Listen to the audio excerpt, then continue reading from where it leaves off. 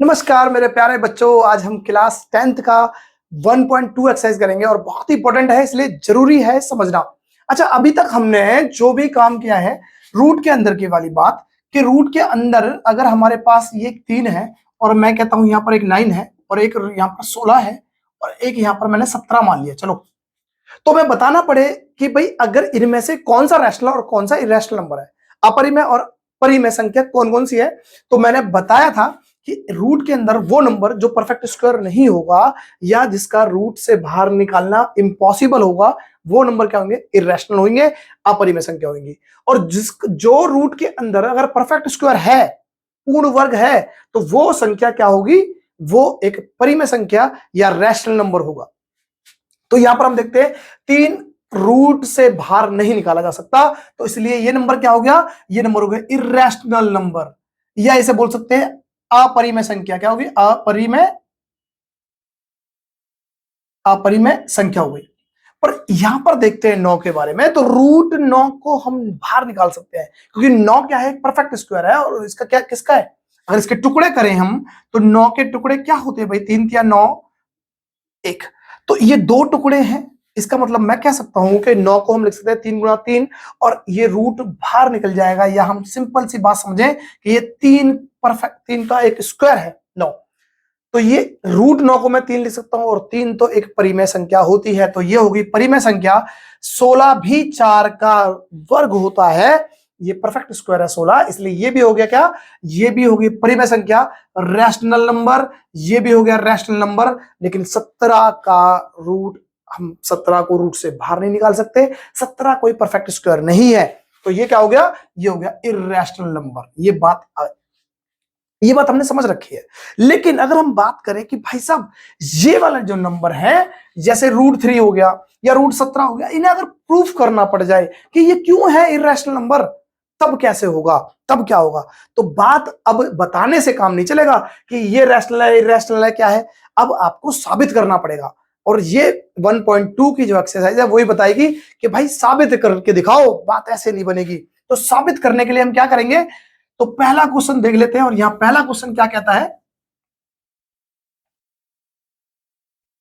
तो यहां क्वेश्चन कहता है भाई proof that √5 is a rational.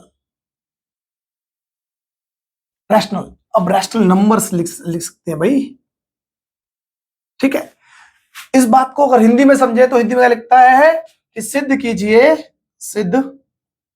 कीजिए कि √5 एक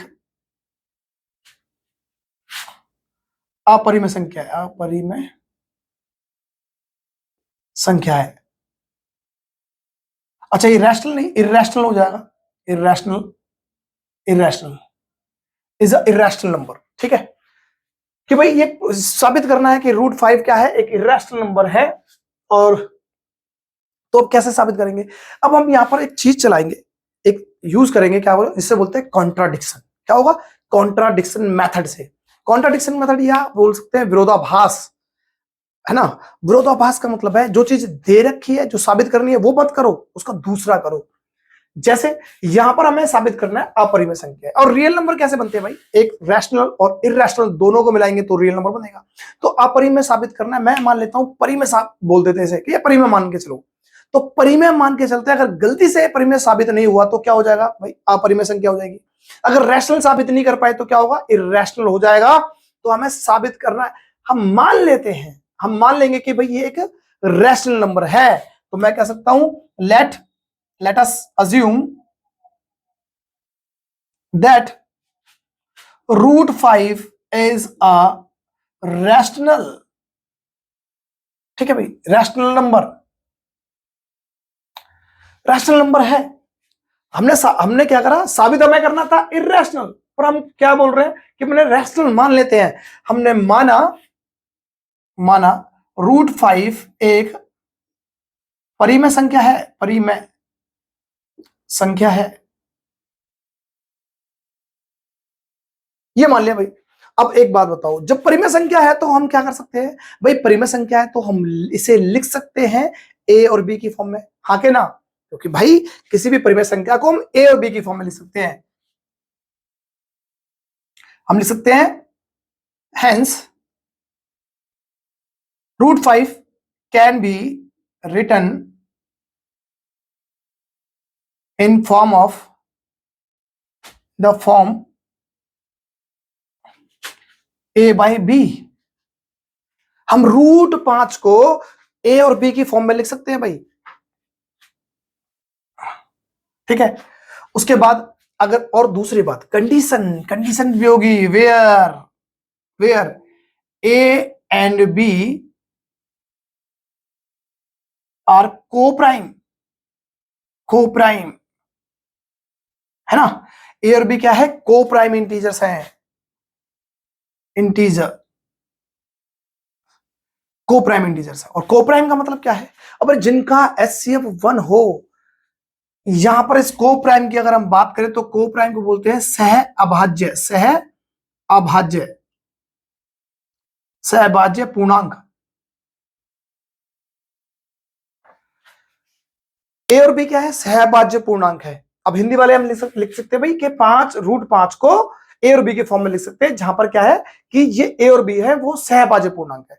अब इस बात को देखो, या तो हम लिख सकते हैं ए और बी क्या को प्राइम नंबर है, जिसमें क्या होगा कि भाई नो अदर फैक्टर देन 1, जहां पर एक के सिवा कोई और फैक्टर ना हो ए और बी का। या हम बोल सकते हैं इनका HCF, हम ये भी बोल सकते हैं कि भाई HCF जो होगा किसका, ए और बी का, वो क्या होगा, वो 1 होना चाहिए। तो बात सबका मतलब एक ही है भाई, ए और बी क्या हो। और दूसरी तीसरी कंडीशन क्या होगी कि भाई जो ये बी है ना, B is not equal to 0, जो बी है वो 0 भी नहीं होना चाहिए। हमने बोल तो दिया यहां पर कि भाई ए और बी इंटीजर भी होने चाहिए, साथ में को प्राइम नंबर भी होने चाहिए। अब को प्राइम को हम ये भी बोल सकते हैं कि भाई HCF 1 होगा। अब किसी को समझ में आए कि भाई को प्राइम और सहअभाज्य क्या है, तो उसके लिए मैं समझा देता हूं कि भाई को प्राइम या मैं बोलूं सहअभाज्य संख्या क्या होती है, ठीक है। तो अब मैं मान के चलता हूं, एक तो हो गया मेरे पास 2, एक हो गया मेरे पास 8, एक मैंने क्या दिया 5, एक लिख दिया 7, और एक लिख दिया मैंने 12, और एक लिख दिया मैंने चलो लिख देता हूं 13, ठीक है। ये दो दो के जोड़े बना दिए मैंने, एक जोड़ा ये रहा, एक जोड़ा ये रहा, एक जोड़ा ये रहा। अब मैं एक बार देखूं, इन दोनों में कोई ऐसा नंबर है जो दोनों को डिवाइड कर दे। भाई ये 2 से भी डिवाइड हो जाएगा, ये भी 2 से डिवाइड हो जाएगा। इसका मतलब मैं कह सकता हूं HCF अगर लिखना चालू कर दूं तो इसका HCF हो जाएगा 2, ठीक है। अगर इन दोनों में कोई ऐसा नंबर है जो इन्हें डिवाइड कर दे, भाई ये 5 है ये 7 है, दोनों ही प्राइम नंबर है और 2 प्राइम नंबर है, तो उनका HCF क्या बनेगा, 1 बनेगा भाई, किसी और नंबर से तो डिवाइड होंगे नहीं। यहां पर देखें तो, यहां पर देखें 12 और 13, इन दोनों में कोई ऐसा नंबर है जो डिवाइड कर दे, बड़े से बड़ा जो दोनों को कर दे, तो यहां पर भी कोई नंबर नहीं दिखाई देता, पर जहां नंबर नहीं दिखाई देता वहां पर एक तो होता ही है। अब यहां ये 2 था HCF, क्यों, 2 ऐसा बड़े से बड़ा नंबर था जो दोनों को डिवाइड कर सकता था, इसलिए HCF 1। और यहां पर क्या था, कोई ऐसा नंबर नहीं दिखाई दे रहा था जो दोनों को डिवाइड कर दे, तो यहां पर इसलिए 1, और यहां पर भी ऐसा। तो ये मैंने दूसरा एग्जांपल इसलिए लिया है, ये तीसरा वाला, कि आप ये समझ कर ना कर, ये दिमाग में ना बैठा ले कि ये दोनों प्राइम थे और दोनों नंबर प्राइम होंगे तभी HCF बनाएगा, नहीं। वो भले ही प्राइम हो या ना हो, जैसे यहां पर ये प्राइम नहीं है, ये तो कंपोजिट नंबर है, अब भाज्य संख्या है, और ये अभाज्य संख्या है, ये दोनों हैं, एक भाज्य और एक अभाज्य। लेकिन इसके बाद कंपोजिट होने के बाद भी कोई ऐसा नंबर नहीं आ रहा जो दोनों को डिवाइड कर दे, उस केस में भी HCF 1 होगा। तो मेरे पास जो को प्राइम नंबर होंगे, सहभाज्य संख्या होंगी, वो कौन कौन सी होंगी भाई, ये तो मैं कैंसिल आउट कर दूंगा, क्योंकि सहभाज्य या को प्राइम नंबर वही होंगे जिनका HCF 1 होगा। कोई ऐसा नंबर नहीं हो सकता जो उन दोनों को डिवाइड कर दे एक ही नंबर से। तो यहां पर ये तो कैंसिल आउट कर दूंगा, तो मेरे पास को प्राइम नंबर ये हो जाएगा, और को प्राइम नंबर ये पेयर हो जाएंगे, ये वाला पेयर को प्राइम नंबर हो जाएगा, ये दोनों। ये बात समझ में आ रही है, क्यों, क्योंकि इनका HCF 1 है। ये बात समझ में आ गई। तो यहां पर यही चीज थी। अब एक बात बताओ, अगर इतनी बात समझ में आ गई, तो हमने बोला कि भाई हम √5 को ऐसे लिख सकते हैं, तो लिख दो भाई, √5 को हमने लिख दिया ए और बी की फॉर्म में। इतनी बात समझ में आ गई। अब इसको हम गुना करेंगे तो क्या हो जाएगा भाई, या फिर मैं लिख सकता हूं squaring both side, squaring both sides, दोनों पक्षों में गुना करने वर्क करने पर, दोनों पक्षों में वर्क करने पर। अच्छा, हिंदी इंग्लिश दोनों में लिख रहे हैं जिससे कि आपको समझ में आ जाए कि भाई इंग्लिश वाले ये यूज करें और हिंदी वाले ये करें। जो हमने स्क्वायर करा इसका, तो क्या हुआ भाई, √5 और बराबर, इधर मैं √5 का स्क्वायर कर देता हूं, इधर a/b का स्क्वायर कर देता हूं। अब किसी के मन में चल रहा होगा सर स्क्वायर ही क्यों करा, क्यूब क्यों नहीं करा? तो भाई जब भी रूट वाली वैल्यू दिखाई दे, आपको उसे सिंपल फॉर्म में लेने के आना हो, तो क्यों स्क्वायर इसलिए करते हैं क्योंकि रूट की फॉर्म का स्क्वायर करेंगे तो रूट से स्क्वायर कट जाएगा, अगर क्यूब करेंगे तो फिर दोबारा से रूट बच जाएगा। हमें तो रूट से छुटकारा पाना था ना, जब रूट से छुटकारा पाने के लिए हमने स्क्वायर किया, तो यहां पर क्या हो गया, यहां पर तो हो गया रूट स्क्वायर से रूट कैंसिल आउट हो जाएगा तो 5, और यहां पर क्या होगा भाई, यहां पर a पर स्क्वायर हो जाएगा और बटे में b पर भी स्क्वायर हो जाएगा। जब मैं गुना करूंगा इसे तो मेरे पास क्या आ जाएगा, मेरे पास हो जाएगा 5b² बराबर में a²। इतनी बात समझ में आ गई? अगर इतनी बात समझ में आ गई तो मैं छोटा सा यहां पर एक चीज समझाने की कोशिश करता हूं। इसे यहां पर ये बॉक्स में मान के चलते हैं कि भाई अगर मैं बोलता हूं 10 है, और 10 को मैं कैसे गुना कर सकता हूं भाई, ये 2 और 5 का फैक्टर मैं तोड़ सकता हूं। तो मैं कह सकता हूं ये 10 जो है, क्योंकि इन दोनों फैक्टरों से गुना करने के बाद बनता है, तो मैं कह सकता हूं 10 जो है भाई 2 से डिवाइड हो जाएगा। हाँ सर हो जाएगा। सर 5 से डिवाइड हो जाएगा क्या? बिल्कुल हो जाएगा। तो इसका मतलब 5 से भी डिवाइड हो जाएगा, 2 से भी डिवाइड हो जाएगा, क्योंकि इसी के फैक्टर है। जब जिन नंबरों से गुणा करके बनाए कोई नंबर, तो उनसे भाग भी तो हो जाएगा। बिल्कुल यही चीज यहां पर समझनी है कि मैं बोलता हूं ये a² जो है, ये 2 फैक्टरों से गुणा करने के बाद बनाए, तो मैं क्या कह सकता हूं कि भाई जो a² है वो 5 से डिवाइड हो जाएगा। सर हो जाना चाहिए।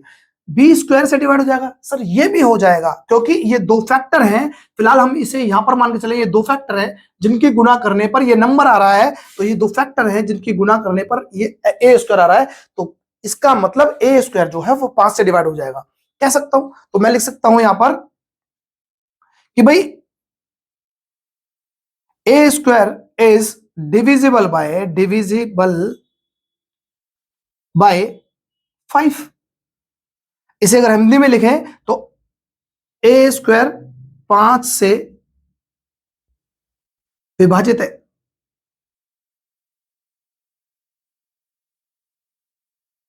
ठीक है भाई, a² को हम 5 से भाग दे सकते हैं, सिंपल सी ये बात है। अब एक बात बताओ कि अगर कोई नंबर का स्क्वायर किसी नंबर से डिवाइड हो जाता है, तो वो नंबर भी उसी नंबर से डिवाइड होगा। जैसे मैंने यहां पर बोला कि भाई अगर ये 100 है, अगर ये डिवाइड होता है किससे, 10 से, तो गारंटी है इस ये किसी नंबर का स्क्वायर है। अगर मैं इसका स्क्वायर रूट निकाल देता हूं 10, तो ये भी इसी नंबर से डिवाइड हो जाएगा। ठीक है, ये किसी नंबर का स्क्वायर था। अगर मैं इस छोटी सी बात को समझने के लिए समझ लेते हैं, किसी नंबर का स्क्वायर किसी नंबर से डिवाइड होता है, तो उसी नंबर का स्क्वायर रूट, अगर उस वर्ग का स्क्वायर रूट निकालते हैं, तो वो भी उसी नंबर से डिवाइड हो जाएगा। जैसे मैंने कहा कि भाई यहां पर इसे हटाकर हम बोलते हैं जैसे मान लेते हैं 25 है, ये 25 5 का स्क्वायर है। तो ये अगर मैं बोलता हूं 5 से डिवाइड होता है, तो गारंटी है इसका परफेक्ट रूट किसका स्क्वायर था, ये 5 का था, तो ये भी 5 से डिवाइड हो जाएगा। अगर ये बात समझ में आती है, तो इस बात को हम दूसरी तरह से कह सकते हैं कि भाई अगर किसी नंबर का स्क्वायर 5 से डिवाइड हो रहा है, तो वो नंबर भी 5 से डिवाइड हो जाएगा। तो हम कह सकते हैं कि a is also divisible divisible by 5। a भी 5 से विभाजित है, इसलिए देते हैं 5 से विभाजित है, विभाजित है। ये बात आ गई समझ में? तो इस बात को मैं लिख देता हूं समीकरण 1, इक्वेशन नंबर 1। इक्वेशन नंबर मेरे पास क्या आ गया कि भाई a जो है वो 5 से विभाजित है, या हम बोल सकते हैं a जो है 5 जो है a का एक फैक्टर है, या मैं बोल सकता हूं a जो है 5 से भाग हो जाएगा। ये सब चीज हम बोल सकते हैं। अब इतनी बात समझ में आ गई, तो अब एक बात समझो भाई, a 5 से भाग होगा। अब इस बात को मैं ऐसे समझाता हूं, अगर ये बात हो गई, यहां पर तो ये a था, 5 से भाग हो रहा है, लेकिन मैं बोलता हूं 10 है, वो 2 से डिवाइड हो रहा है, एक बात समझना, तो 2 से डिवाइड होने का मतलब ये नंबर नहीं बन जाएगा। 2 से डिवाइड हो रहा है, इसका मतलब 2 के साथ में कोई और फैक्टर भी तो होगा। बात समझ में आ रही है? या मैं कहता हूं ये 10 है, 5 से भाग हो रहा है, 5 से भाग होने के बाद कोई और नंबर भी होगा जिससे गुणा करने के बाद ये 10 बन रहा है। तो यहां पर भी हम कह रहे हैं कि ये ए है, 5 से तो डिवाइड हो रहा है, लेकिन इस 5 के साथ साथ कोई और फैक्टर होगा, क्योंकि जब हमें ए चाहिए तो उस फैक्टर से गुणा करेंगे 5 को, तब जाके बनेगा। तो इसका मतलब मैं कह सकता हूं कि अगर हम ए बराबर ये 5 से तो भाग हो रहा है, इसके साथ में कोई एक नंबर और होगा, मैं मान के चलता हूं यहां पर एम मान लेता हूं, चलो फिलहाल के थोड़ी देर के लिए, और यहां पर लिख देता हूं कि where M is an integer, integer Hindi में लिखना चाहें तो लिख सकते हैं हम, जहां एम एक पूर्णांक है, पूर्णांक है। ठीक है भाई, क्यों लिख रहे हैं पूर्णांक? क्योंकि हमने भाई परिमेय संख्या माना है, और परिमेय संख्या के लिए एम क्या होता है, पूर्णांक होना जरूरी है। तो पूर्णांक मान लिया भाई, भाई यहां पर एम किसी संख्या को ले लिया। अब हम इसकी जो वैल्यू है, अब इसकी वैल्यू है, इसकी वैल्यू को हम सब्स्टिट्यूट करेंगे किसके साथ, समीकरण नंबर, जैसे मान लो किसी में मान सकते हैं, इसमें मान सकते हैं, इसमें लगा डाल सकते हैं, या हम किसी में भी डाल सकते हैं इसकी वैल्यू। तो अगर इस वैल्यू को मैं इसमें रखते हैं, तो ऐसा करो, इसे आप इसे मान लो आप 1, समीकरण मान लो इसे 1 और इसे मान लो 2, ये अच्छा रहेगा। ठीक है, तो समीकरण 1, क्योंकि आप इसमें रखोगे वैल्यू तो आपको बताना पड़ेगा समीकरण 1 में रख रहे हैं। अब मैं लिख सकता हूं भाई, इसकी जो a बराबर 5m जो है, इसकी वैल्यू हम किस में पुट करेंगे, समीकरण नंबर 1 में, क्योंकि भाई a यहां दिखाई दे रहा है, a यहां दिखाई दे रहा है, रख देते हैं वैल्यू। तो हम बोल सकते हैं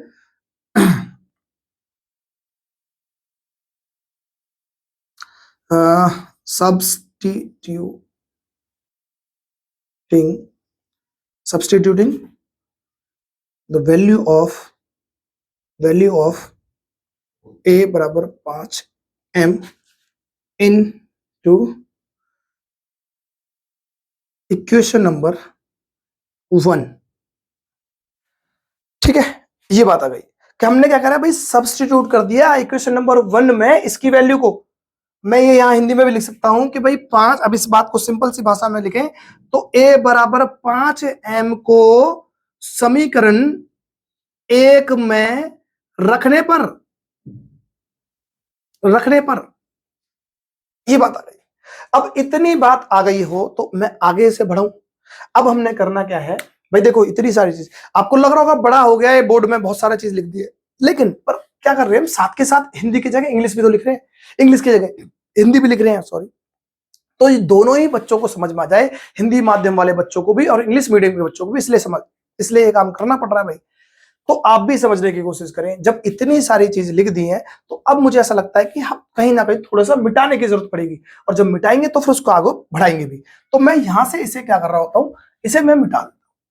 ठीक है भाई, इतना मिटा दिया हमने, और चलो हम ये भी मिटा देते हैं थोड़ी देर के लिए, क्योंकि आगे लिखना है।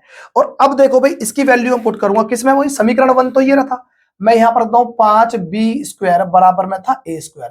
अगर मैं इसकी वैल्यू रखूंगा a की जगह, तो a बराबर हमने क्या था, 5m था, तो मैं इसी को रखता हूं यहां पर आगे, b² बराबर a की जगह क्या था भाई, 5m रख दिया था, तो 5m को स्क्वायर कर दिया।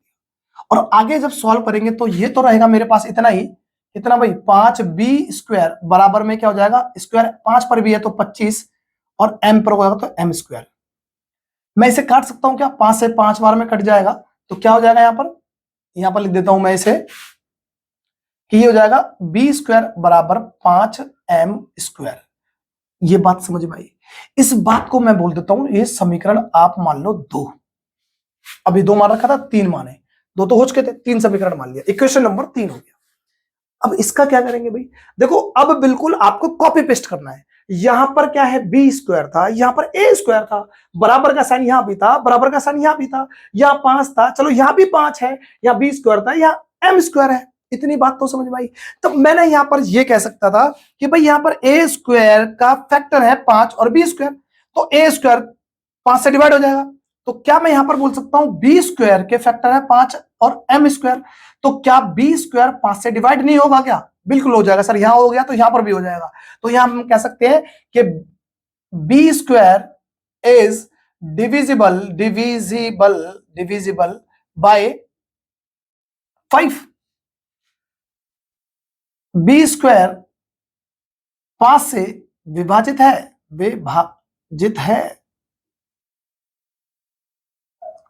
ठीक है। और जब मैंने अभी थोड़ी देर पहले समझाया था कि जिस नंबर का स्क्वायर किसी नंबर से डिवाइड होता है तो वो नंबर भी उसी नंबर से डिवाइड हो सकता है। तो हम यहां पर ये बोल सकते हैं कि भाई b is also divisible by 5। b भी 5 से विभाजित है भाई, 5 से भाग हो जाएगा। ठीक है। अब एक बात बताओ, इस समीकरण को मैं मान लेता हूं समीकरण नंबर 4। मैं यहां लिख देता हूं समीकरण नंबर 4। अब एक बात बताओ, मेरे पास एक समीकरण था ये वाला, दूसरा वाला, और एक है मेरे पास चौथा वाला। अगर हम बात करें कि फ्रॉम इक्वेशन 2 एंड 4, समीकरण 2 और 4 से क्या पता चल रहा है भाई? 2 और 4 से तो एक ही चीज पता चल रही है ना भाई। 2 कहता है a जो है वो 5 से डिवाइड हो जाएगा, इसका मतलब a का एक फैक्टर है 5। और यहां पर पता चल रहा है कि भाई b भी 5 से डिवाइड हो जाएगा, इसका मतलब b का भी फैक्टर है 5। तो मैं कह सकता हूं जो a और b जो दोनों है ना, उनका एक कॉमन फैक्टर है, इसका जिसका क्या कौन है भाई? वो है 5। तो हम लिख सकते हैं कि भाई देखो, अब थोड़ा सा यहां और मिटाना पड़ेगा भाई, जगह नहीं है ना। ये भी मिटा देता हूं, ये मिटा देते हैं थोड़ी देर के लिए, और लिख सकते हैं therefore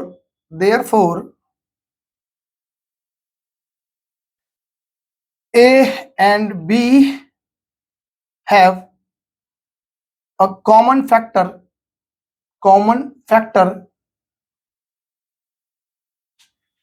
5। ठीक है। इसका मतलब हम कह सकते हैं ए और बी का एक उभयनिष्ठ गुणनखंड था, और वो क्या है? 5।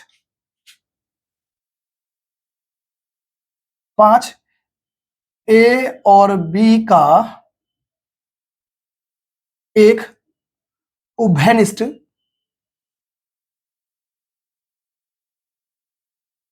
गुणनखंड है। ये बात हो गई।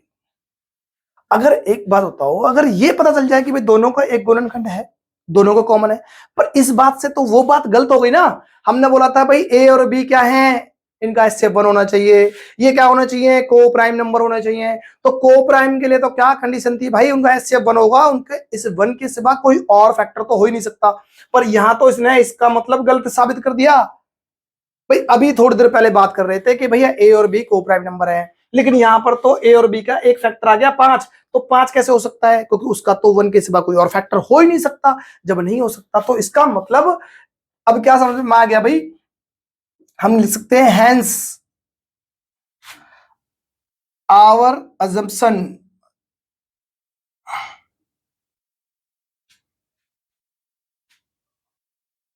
Is wrong, that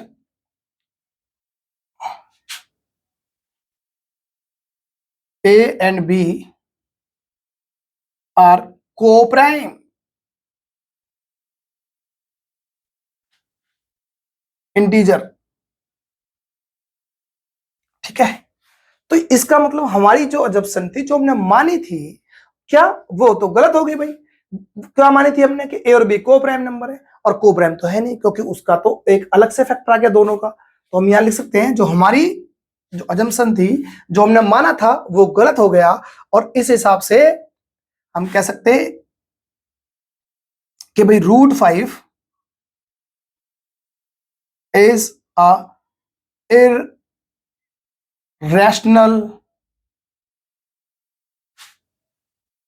number. अतः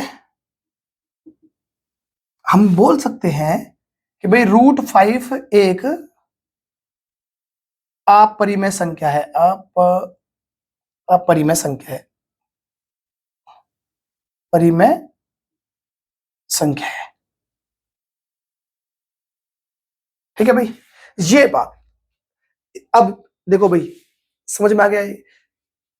छोटी छोटी चीजें समझाने की कोशिश करी है। तो हमने सबसे पहले काम क्या किया भाई, सबसे पहले हमने मान लिया कि वो एक परिमेय संख्या है, और परिमेय संख्या के लिए कंडीशन होती है, क्या होती है भाई? ए और बी दोनों इंटीजर होने चाहिए, और दोनों क्या होना चाहिए? बी जीरो नहीं होना चाहिए। तीसरा, उनका एचसीएफ 1 होना चाहिए। एचसीएफ 1 का मतलब है वो को प्राइम होने चाहिए। ये हमने मान लिया। जब मानते मानते सॉल्व करते आए तो देखा लास्ट में कि ए और बी के साथ एक इनका एक कॉमन फैक्टर है, और वो क्या है? 5। अब एक बात बताओ, जब या तो 5 कॉमन फैक्टर है या फिर वो को प्राइम है, तो को प्राइम तो हमारा गलत हो गया। तो हमने जो माना था वो इसलिए गलत हो गया, और जब गलत है तो इसका मतलब वो रैशनल नंबर नहीं है, तो हम क्या मानेंगे? वो इर्रेशनल नंबर हो गया। यही है कॉन्ट्राडिक्शन का मेथड, जो कि कॉन्ट्राडिक्ट हो गया हमारी अजम्पशन का, हमने जो सोचा था उसके लिए। ठीक है, तो बस